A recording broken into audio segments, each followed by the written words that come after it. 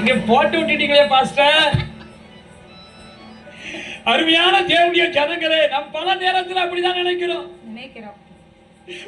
தெரியாமலா போய் தலையை கொடுத்து மாட்டிக்கிட்டேன், தெரியாமலா என் பிள்ளைய இந்த இடத்துல கெட்டி கொடுத்துட்டேன், தெரியாமலா இந்த பாரவத்திய மகனுக்கு பிள்ளையா மருமகள் ஆக்கிய வாழ்க்கையில அவளுக்கு சங்கடப்படுதானே. உங்களுக்கு ஒண்ணு தெரியுமா? ஒரு ஆளை வச்சு இன்னொரு ஆளை தேய்ச்சி ஆண்டவர் மெருகூட்டி பரலோகத்துக்கு கொண்டு போய் சேர்ப்பான். எவ்வளவுக்கு எவ்வளவு நம்ம தேய்க்கப்படுறோமோ அவ்வளவுக்கு மெருகூட்டப்படுவோம். நமக்கு வருகிற பாடுகள் உபத்திரவம் வாழ்க்கையை தேவனுக்குள்ளாக ஒன்றிணைக்கும். தற்செயலாக ஏற்பட்டது, போவாசுடைய வயலா இருந்தது என்று சொல்லி அன்றைக்கு ரூத் நகோமியிடத்திலே சொன்னான். அல்ல தற்செயலா தற்செயலா ஏற்பட்டதா, தேவ செயலை நேரிட்டதா.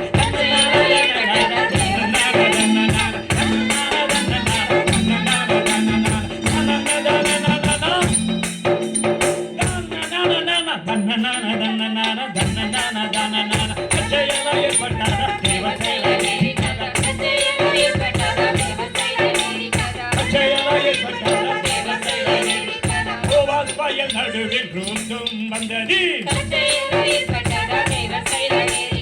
அகாசேரி அரண்மனைக்குள் ஆமான் வந்தது. நடுவில் ரூத்தும் வந்தது, அகாசேரி அரண்மனைக்குள் ஆமான் வந்தது.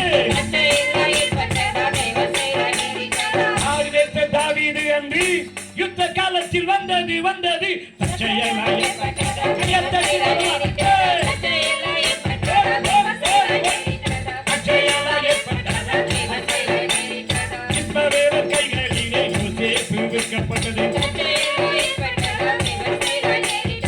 ஆகோனிக்கும் மரத்தி மோசேயை வளர்த்தது, கைகளிலே யோசேப்பு விற்கப்பட்டது.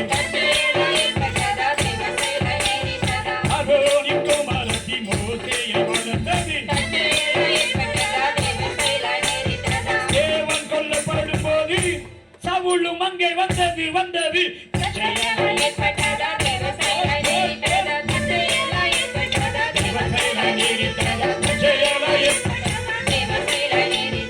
அவைக்குள் நீ வந்தது, தீயத்தில் வளர்வது அவைக்குள் நீ வந்தது, தீயத்தில் வளர்வது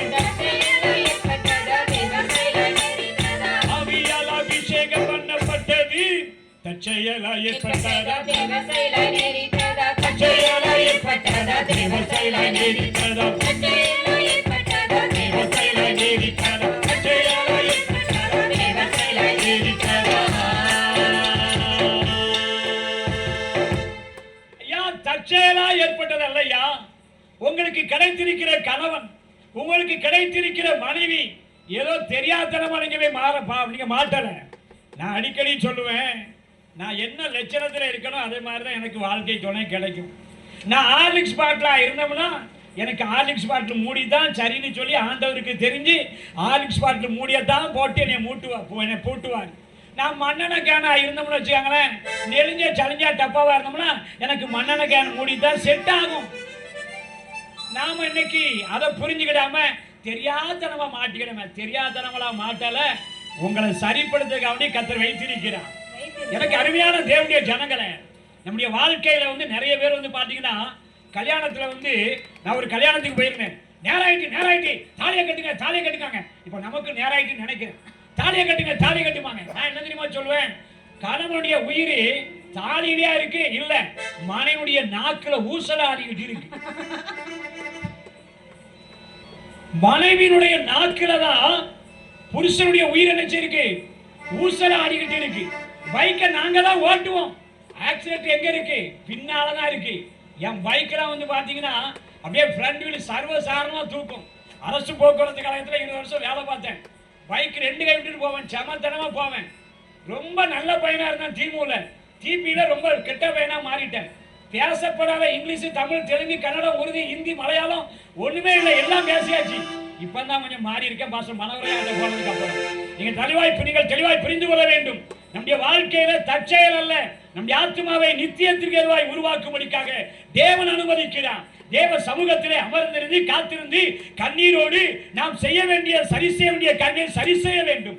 இப்படியாக இந்த இடத்திலே தேவனுடைய பரம திட்டத்தின்படி அற்புதமாய் இந்த இடத்திலே இந்த போவாசுடைய வயலிலே இந்த ரூத்து கதிர்வளர்க்கும்படியாக கடந்து வந்தார்.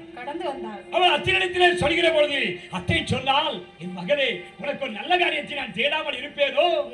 எனக்காக உன் ஜென்ம தேசத்தையும் உன் தாய் தகப்பனையும் விட்டுவிட்டு உன் தெய்வங்களை எல்லாம் விட்டுவிட்டு கர்த்தரை அடைக்கலமாய் கொண்டு என்னை பராமரிக்கும்படி நேசித்து வந்த உனக்கு நான் நன்மை செய்யாமல் இருப்பேனோ? யோசித்து பாருங்களேன். உங்க வீட்டுல வந்து உங்க மருமக்களும் மகளும், அதாவது மருமகளும் மாமியாரும் அம்மாவும் மகளும் மாறிட்டான், அந்த குடும்பம் எப்படி இருக்கும் தெரியுமா? பரலோகத்துல போய் நீங்க ஒன்னா இருப்பீங்களான்னு எனக்கு தெரியல. எனக்கு ஒரு சந்தேகம் வரும். அடிக்கடி சொல்லுவேன், பரலோகத்துல இந்த மாமியாரையும் மருமகளையும் கயிறு போட்டாவது கட்டி பக்கத்துல உட்கார வைக்கணும். அது எல்லா இடத்துலையும் பெரிய பிரச்சனையா இருக்கு. நானும் யோசனை பண்ணி பார்க்கேன்.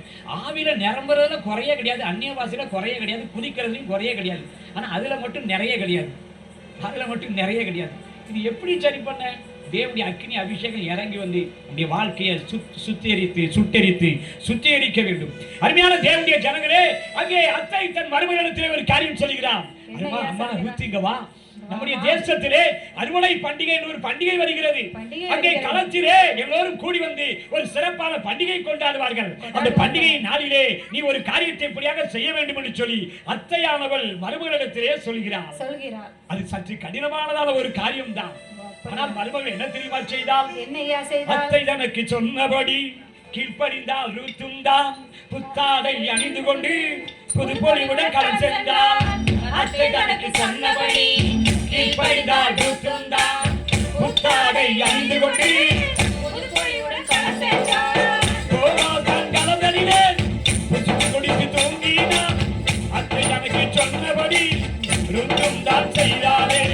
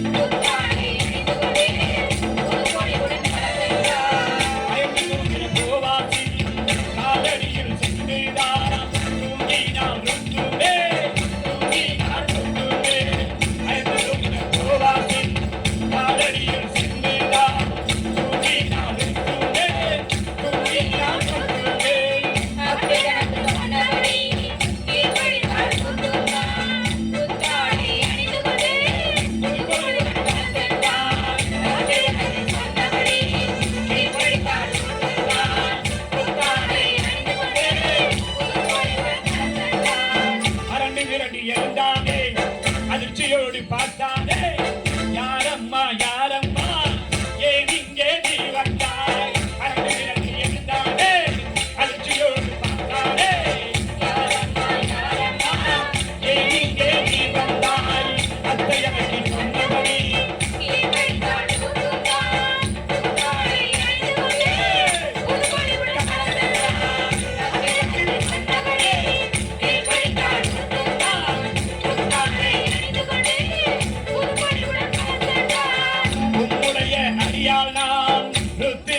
என்றாலே போவாசும் அதை கேட்டு நற்குணசாலி என்ற